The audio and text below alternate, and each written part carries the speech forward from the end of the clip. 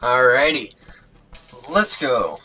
Hello everybody, Jade Arrow here once again, and today is round 3 of the Nili versus Daniel matches, and this is a really odd map. I'm not sure what to say about this map. Nili is the Mayans, and Daniel's the Italians. But look at this map. What is this?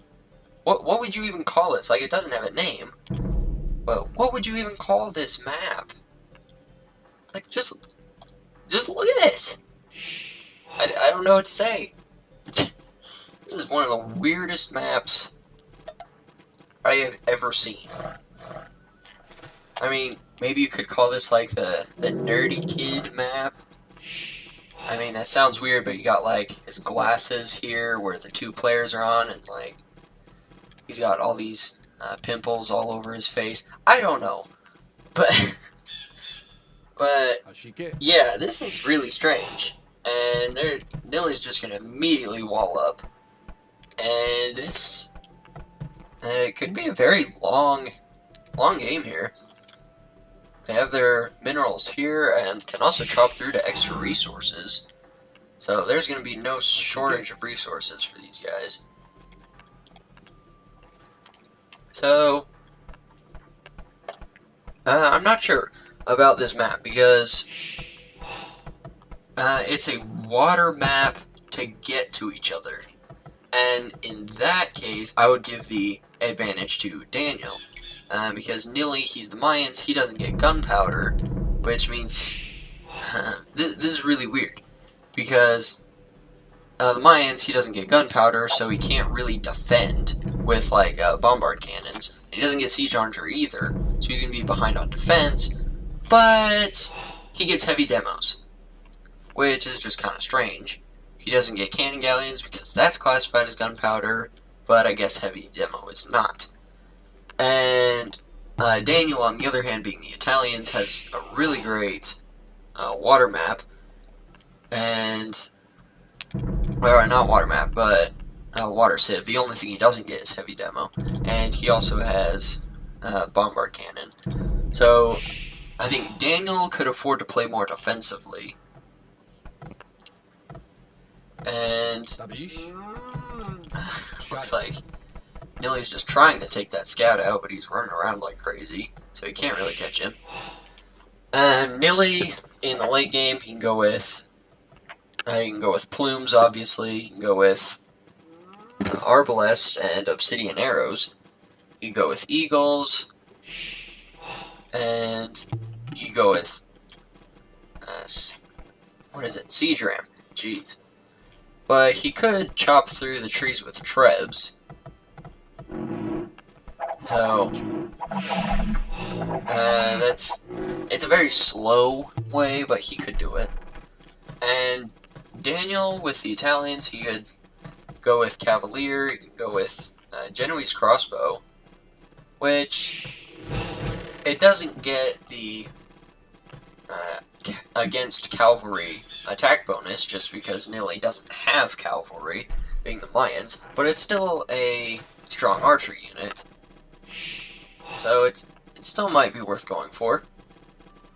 And he can also mix in his own siege. Doesn't have siege onager, but just regular onager would be great against any plumes that would come out. But at the moment, both players are just booming up, which is expected. They're just gonna wall off the middle, and the middle does have these minerals in the middle. That's a bit redundant. The middle has these minerals in the middle. Yeah, a bit redundant there. But we could see some heavy demo shots, which is always a great thing to see. And I don't know if Nili walled up. Okay, there is a little tree right there. Even for the small trees, that's still a little tree. So he is walled right there. But some heavy demos would be really devastating against like a group of plumed archers and also eagles. And same for if Nili got a big explosion on Genoa's crossbow. And Daniel's come forward with a drush, which is, I mean, I think he's already scouted that Nili's walled. But he actually hasn't. He doesn't know that Nili's walled. His scout's been running around the whole time. But he's going to see that, yeah, he is in fact walled. And this drush is going to be effectively useless. Or essentially useless. What am I saying today? Yeah. He's just like, what? There's no way this should be wallable. And he's right, it's on marshes. So, it's understandable. Because normally, marshes aren't wallable. But I guess in this case it is. Which Daniel just was not expecting. So now he's kind of going to have to switch his strategy around a bit. He was kind of set up to go with, looks to be archers. But now he's just going to send forward some villagers and wall up. And yeah, you can tell he was caught off guard by this. Not just because of the chat, but because he went forward with a drush. And doesn't quite have his economy set up right. And now he's getting man-at-arms. So, he's also got a bunch of villagers on stone now, so he's going with castle and a few town centers. But Daniel does get champion in the late game. And can also get condottiero.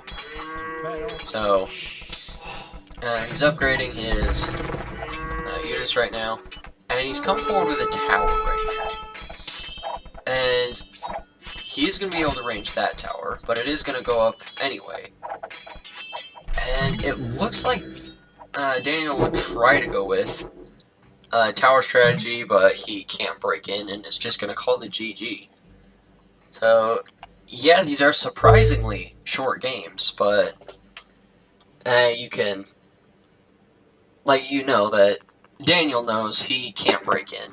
He didn't have his economy set up right because he didn't know this was wallable. And this is a common theme in these games, is what it seems like, is that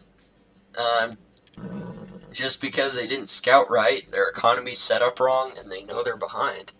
And I say they, but I guess it's just Daniel, because Nili's now up 3-0. And we'll see if Daniel can finally pull out a victory in the 4th game. But I'll see you all there.